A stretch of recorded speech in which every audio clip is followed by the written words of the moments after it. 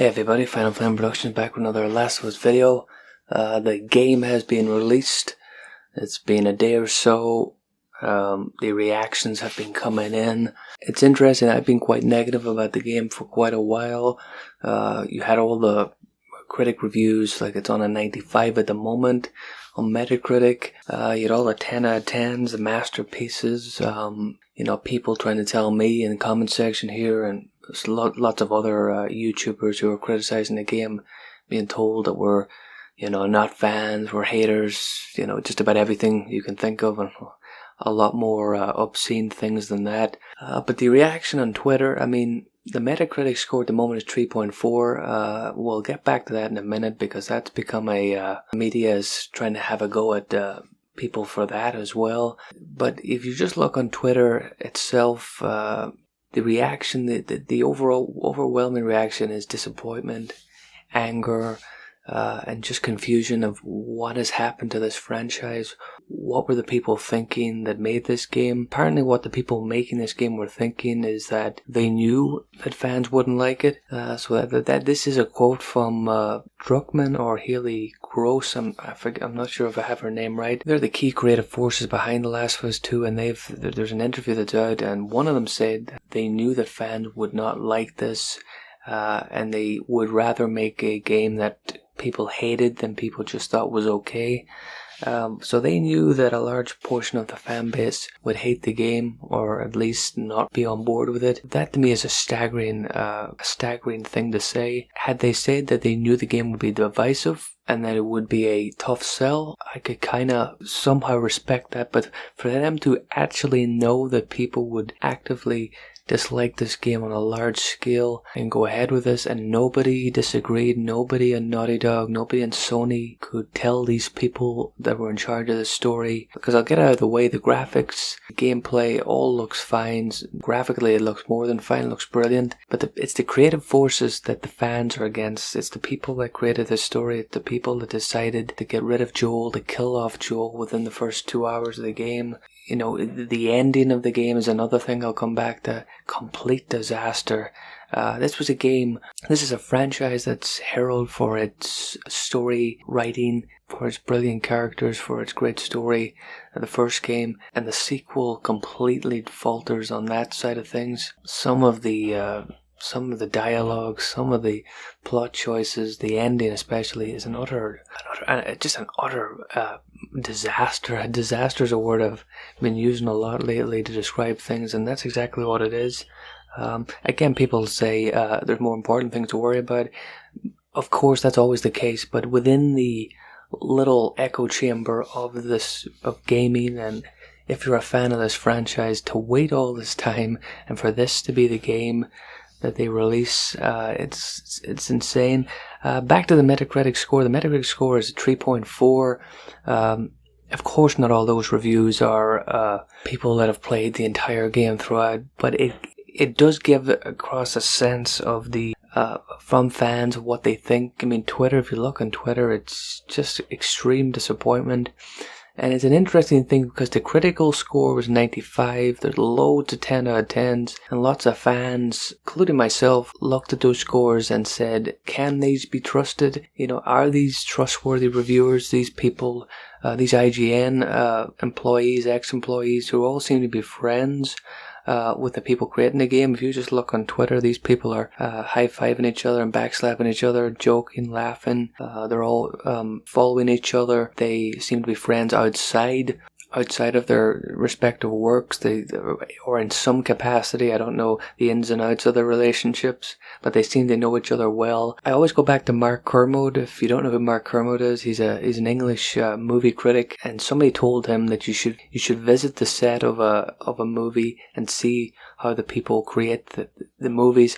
And he says no. He says if you're a movie critic, if you're a critic in any capacity at all, you have to keep separate personal relationships and personal connections from your actual work of criticizing objectively the content you're criticizing. If you're friends with the creators of the movies, the games, whatever, you can't criticize that game or movie objectively. Whether you unconsciously know it or not, you are not the person to review that game. Somebody who's reviewing a game, somebody who's reviewing a movie can't be attached to either the people making it, the people in it. It isn't something, you shouldn't trust those people. And you know, the IGNs, the fandoms, that other site, terrible site, VG247 or something, all these people seem to be pally and friendly with the creators of Naughty Dog and Sony, and it just, I mean, people think the Metacritic score of 3.4 isn't a true representation, then that surely, talk about the same in the critic score 95. Is that a true summation of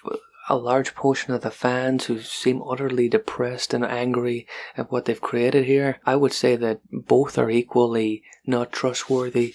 If one isn't, the other surely isn't. And it's interesting that the attacking the fans seems to be the routine that these people do when they release something that isn't doing well in terms of opinions.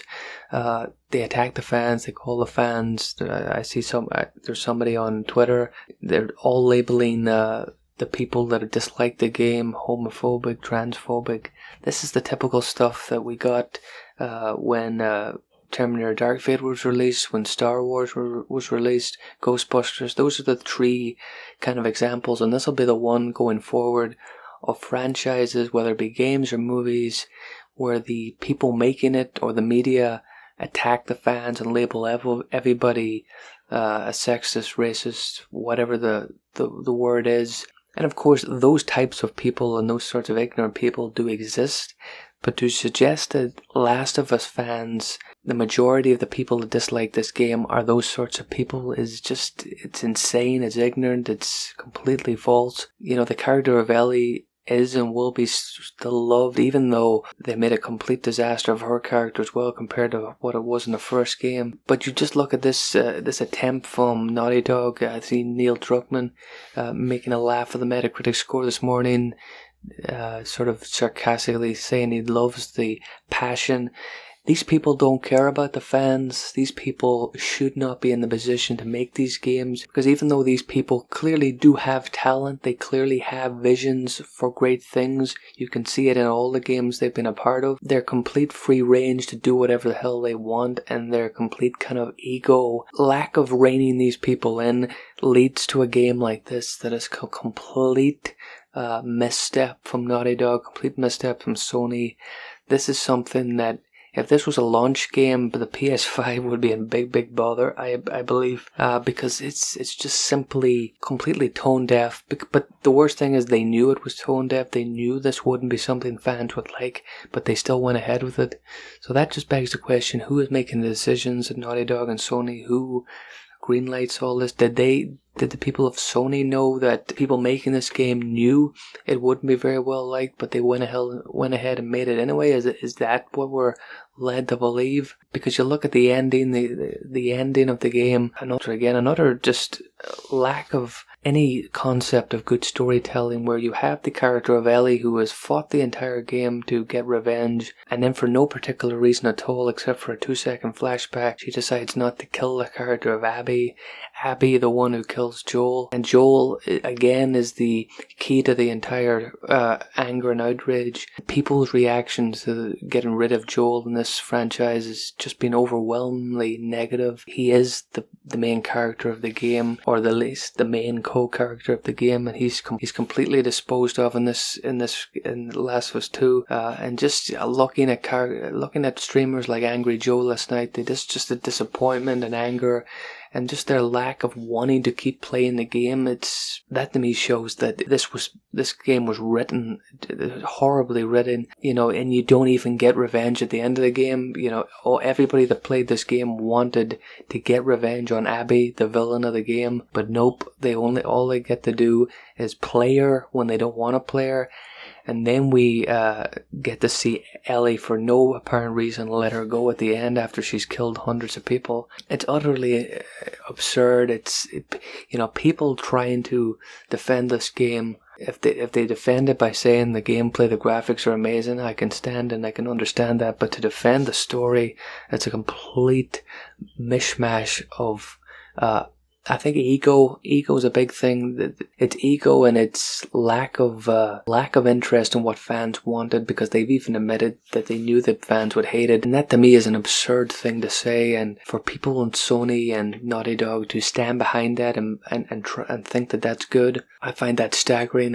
If I thought a musician, and there is musicians that I follow, make albums that they know the fans won't like, but they just make it because they like it, instantly lose respect. Of course, you got to make decisions. You got to make creative decisions that you think might push the envelope and might ruffle a few feathers. But if you think that your entire game is going to piss off and divide your audience and not make your audience want to play or follow this franchise any further, if you think that's okay, it's unfathomable in my opinion. What do you think? Thanks for watching.